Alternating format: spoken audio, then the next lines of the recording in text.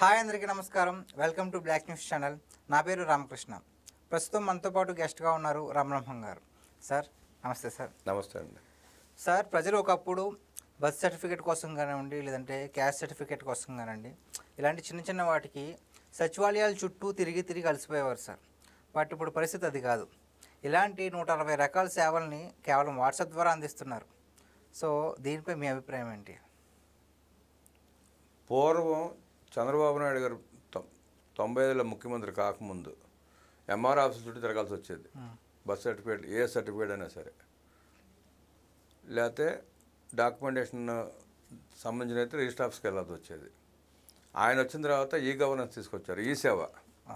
ఈ సేవతో ప్రజలకు చాలా భారం తగ్గింది. ఇప్పుడు లేటెస్ట్గా వాట్సాప్ గవర్నెన్స్ తీసుకొచ్చిన తర్వాత చాలా అంటే చాలా బాగుంది. అన్నీ మీ చేతిలోనే ఉంటాయి. అరచేతిలో ఫోను, ఆ ఫోన్లో అన్ని పత్రాలు దొరుకుతాయి. Death certificate, birth certificate, EC, ఇప్పుడు హాల్ టికెట్స్ కూడా, జరిగే ఎగ్జామ్స్ హాల్ టికెట్స్ కూడా డౌన్లోడ్ చేసుకునే పరిస్థితి వచ్చింది. అంటే టెక్నాలజీ ఎంత వేగంగా పరిగెత్తుందో దాంతోపాటు అంతే వేగంగా చంద్రబాబు నాయుడు గారు పరిగెత్తారంట తార్కాణమే ఈ గవర్నెన్స్. ఓకే, ఇంతకుముందు ఎప్పుడైనా ఇలాంటివి చూసారా సార్? ఎప్పుడు ఎక్కడ చూడలే. ఓకే, ప్రపంచంలోనే ఫస్ట్ టైం ఈ వాట్సాప్ గవర్నెన్స్ వచ్చింది చంద్రబాబు నాయుడు గారి ప్రభుత్వంలో ఈసారి. ఓకే సార్, ఈ వాట్సాప్ గవర్నెన్స్ అనేది కేవలం సర్టిఫికేట్స్ కోసమే కాకుండా బస్సు అలాగే ట్రైన్స్ టికెట్స్ కూడా బుక్ చేసుకునేలా చేస్తామంటున్నారు చంద్రబాబు నాయుడు గారు. సో దీని గురించి? బస్సు రాష్ట్ర ప్రభుత్వం చేతిలో ఉంది కాబట్టి ఈజీగా అయిపోతుంది. రైల్వే శాఖతో కూడా మాట్లాడుతున్నారు, చర్చలు జరపమని చెప్పి నిన్న ముఖ్యమంత్రి గారు నిన్న మీటింగ్ సందర్భంగా చెప్పారు. అది ఇంప్లిమెంట్ 80% అవుతుంది. అలాగే దేవాలయాల్లో కూడా మీకు దర్శన టికెట్లు కానీ, రూములు కానీ, తదితర సేవలు ఏ సేవ అయినా వాట్సాప్ గవర్నెన్స్ ద్వారా వాట్సాప్లో డౌన్లోడ్ చేసుకునే పరిస్థితి ఉంటుందని చెప్పి నన్ను వివరంగా చెప్పారు. అది ఇంప్లిమెంట్ చేస్తారు, ఇబ్బంది ఏమి ఉండదు. ప్రస్తుతం 161 సేవలను మొదలుపెట్టారు. అవును సార్. ఇవి కాకుండా ఇంకా 350 సేవలు, సుమారుగా 500 సేవలు ప్రజలకు నిత్యంగా ఏ సేవలు అయితే కావాలో ఆ సేవలన్నింటినీ వాట్సాప్ ద్వారా తీర్చేందుకు నిన్న సమావేశం కూడా ఆయన చాలా క్లియర్గా దాని గురించి అధికారులను ఆదేశించడం జరిగింది. అన్ని ప్రభుత్వ సంస్థలని అనుసంధానం చేసి అన్ని పత్రాలు వాట్సాప్లో తీసుకునే రకంగా అతి త్వరలో అది నెరవేరుతుంది కూడా. సార్, దాదాపు ఆంధ్రప్రదేశ్లో 6 కోట్ల మంది జనాభా ఉన్నారు సార్. సో వీళ్ళందరికీ కూడా ఈ ఆన్లైన్ ద్వారా మరి సేవలు అందించడం సాధ్యమంటారా? సాధ్యం కాకపోవడం అనేది ఏముంది, చేయదలుచుకుంటే సాధ్యమే, చేయవద్దు అనుకుంటే గతంలో మనం చూసాం కదా జగన్ రెడ్డి పాలనలో. ఆయన ఏది చేయలేదు కాబట్టి అన్నీ ఆయనకి అసాధ్యమే. ఆయనకి చంద్రబాబు గారికి అన్నీ తెలుసు కాబట్టి అన్నీ ఈజీనే ఆయనకి. ఆయన ఏదైనా చేయగలడు, ప్రతి ఇంప్లిమెంట్ చేస్తాడు. ఆయనకి దాని మీద దృష్టి బాగా ఉంది. అంటే మీకు శ్రమ తగ్గుద్దండి. బేసిక్గా ప్రభుత్వ కార్యాలయాల్లో అధికారుల మీద ఒత్తిడి తగ్గుతుంది, పనిభారం తగ్గుద్ది. ఇటు ప్రజలకి ఈజీగా ఉంటుంది. ఇప్పుడు మీరు ఒక బర్త్ సర్టిఫికేట్ తీసుకోవాలి, ఆ సర్టిఫికేట్ కోసం తిరగడానికి కనీసం 15 రోజులు పడుతుంది. ఒకప్పుడు పట్టేది, తర్వాత 1 వారం రోజులు పడుతుంది. ఇప్పుడు ఈజీగా 5 నిమిషాలు మీరు డౌన్లోడ్ చేసుకోవచ్చు. మీ వాట్సాప్ ద్వారా మీరు జిరాక్స్ షాప్కి వెళ్ళి అక్కడ డౌన్లోడ్ చేసుకుంటే సరిపోతుంది. 5 నిమిషాలతో అయిపోతుంది పని. 5 రోజులతో అయిపోయి 5 నిమిషాలతో అయిపోతుంది కదా. అట్లాగే అన్ని సేవలను అనుసంధానం చేస్తే ఈజీగా ఉంటుందని ఆయన ఉద్దేశం. అది సక్సెస్ఫుల్గా నెరవేరుతుంది. సార్, మరి ఈ సేవలన్నిటికీ చూసుకోవడానికి ఇప్పటిదాకా కొంతమంది ఉన్నారు కదా సార్, మరి వాళ్ళ పని ఏంటంటారు? ఎక్కడ పని భారం పెరిగిపోయింది కదా.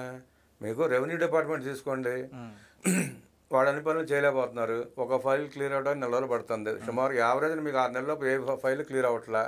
ఇప్పుడు అన్ని ఆ భారం తగ్గిపోతుంది కదా వాళ్ళకి కూడా. వాట్సాప్ గవర్నెన్స్ మూలంగా మీకు పని ఈజీ అవడంతో పాటు సిబ్బంది కూడా పని భారం తగ్గిపోతుంది. తద్వారా ఆ సిబ్బంది వాళ్ళు చేయాల్సిన అత్యవసర పనులు చేసుకునే అవకాశం ఉంటుంది. ఇప్పుడు ఇవన్నీ ఉండటం మూలంగా వాళ్ళకి సమయం సరిపోవట్లే. ఒక రకంగా ఓకే, ఆ వాళ్ళకి అదనపు భారం తగ్గించినట్టే, ఇక్కడ ప్రజలకి ఈజీగా సర్టిఫికేట్ డౌన్లోడ్ చేసిన పరిస్థితి వచ్చినట్టే కదా. సో చంద్రబాబు నాయుడు గారికి ముందు చూపు చాలా ఎక్కువ మందని చాలామంది చెప్తూ ఉంటారు. సో ఈ వాట్సాప్ గవర్నెన్స్ కానివ్వండి, లేదంటే ఒకప్పుడు హైటెక్ సిటీ నిర్మాణం గురించి కానివ్వండి, అలాగే వరదలు ఉన్నప్పుడు ఆయన డ్రోన్స్ ఉపయోగించి ఫుడ్ని పంచడం. సో ఇలాంటి ముఖ్యమంత్రి ఇంకెక్కడా లేదని అభిప్రాయం సార్. సో దీనిపై మీరేమంటారు? చంద్రబాబు నాయుడు గారు ఇప్పుడు 4వసారి ముఖ్యమంత్రిగా చేస్తున్నారు. మొదటిసారి ముఖ్యమంత్రి అయినప్పుడు ఆయన dream project Cyberabad hi-tech city IT టెక్నాలజీని అందిపుచ్చుకుంది ఆయనే.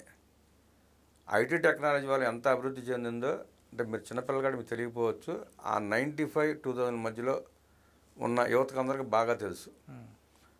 హైటెక్ సిటీ రాకముందు హైదరాబాద్లో మీకు మ్యాక్సిమం శాలరీ 25,000.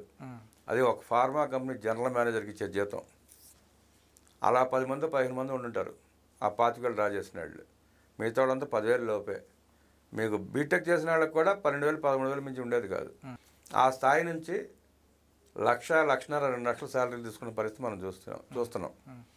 దానింటికి మూల కారణం చంద్రబాబు నాయుడు గారు కదా. ఆయన చాలా ముందు చూపుతో ఐటీని డెవలప్ చేయడం వల్లే కదా. ఆయన అప్పుడు ఐటీని అడాప్ట్ చేసుకున్నాడు, ఇప్పుడు ఏఐని అడాప్ట్ చేసుకున్నారు. అది ఎట్లా నెరవేర్చాడో ఆయన ఇది కూడా అలాగే నెరవేరుస్తారు. దాంతోపాటు పరిశ్రమలు తీసుకొస్తాడు. మీరు ఆల్రెడీ గ్రౌండ్ అని చూశారు, రాబోతనే చూస్తున్నాం, ఇంకా బోళ్ళు వచ్చే ఉన్నాయి. టెక్నాలజీని అడాప్ట్ చేసుకోవడంలో ఆయన తర్వాత ఎవరైనా. మీకు టెక్నాలజీ ఎంత ఫాస్ట్గా పరిగెడతా ఉంటుందో, మీరు 5G చూస్తున్నాం మనం. ఆ 5G కంటే స్పీడ్కి వెళ్తాడు ఆయన. సో ఇదండి రామ్ బ్రహ్మం గారి అభిప్రాయం వాట్సాప్ గవర్నెన్స్ గురించి. సో దీనిపై మీ అభిప్రాయం ఏంటో కామెంట్ చేయండి.